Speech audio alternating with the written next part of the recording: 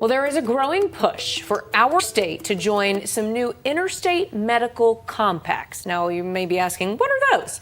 They're national agreements allowing doctors in one state to more easily treat patients or even move to another state without having to get fully relicensed here. Now, New Mexico is already part of a multi-state nursing compact, but state health leaders believe joining other medical compacts could drastically expand New Mexicans' access to specialty providers. But it's up to our state lawmakers to make that happen.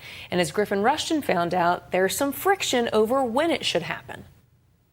It is one part of a bigger fix for tackling the healthcare shortage in New Mexico. And Dr. Angelina Villas-Adams with the New Mexico Medical Society says it's well past time for New Mexico to join the 43 other states participating in the Interstate Medical Licensure Compact.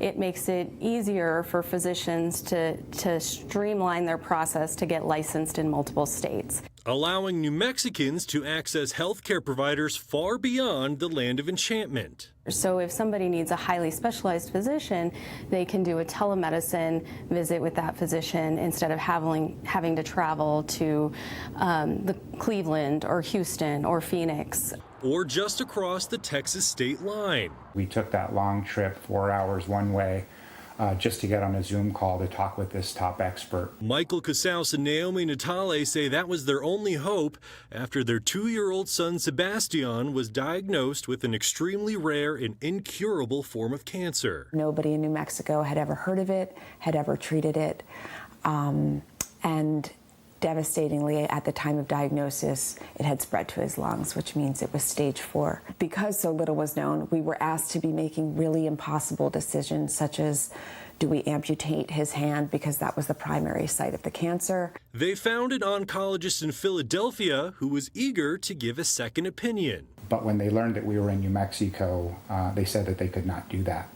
When we asked why, it was then that we learned that it was because New Mexico was not a member of the Interstate Medical Licensure Compact. They hopped on a Zoom call as soon as they crossed into Texas, and that expert told them they did not have to amputate their son's hand. We did receive good care here, but we're talking about a specialist.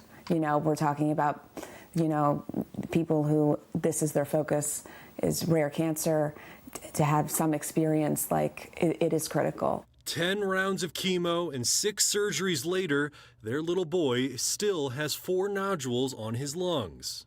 If in the unfortunate situation they do grow, we may want to seek expert advice from other institutions, and that may require us to take that difficult journey to Texas once again. State lawmakers have tried joining the Interstate Medical Licensure Compact and other multi-state agreements before, including earlier this year, but the heavily amended bill died in the Senate.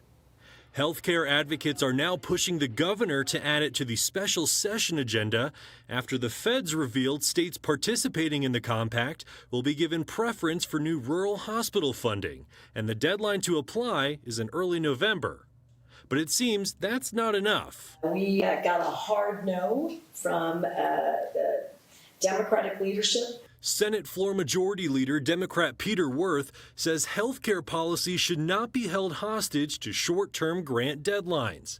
And making permanent changes to professional licensing standards based on temporary funding availability and an ever-changing set of rules coming from the federal government sets a dangerous precedent. Their position and perspective is we can get a lot more done in a 30-day doing more than just the compacts. Until then, it's only New Mexico doctors for New Mexico patients. We remain hopeful that the legislature will heed the call of the governor, but beyond that, heed the call of so many New Mexicans who are desperately needing additional access to health care. State Senator Wirth says the legislature needs time to examine how these interstate compacts would work with our existing licensing laws, and it appears our governor is willing to give them that time.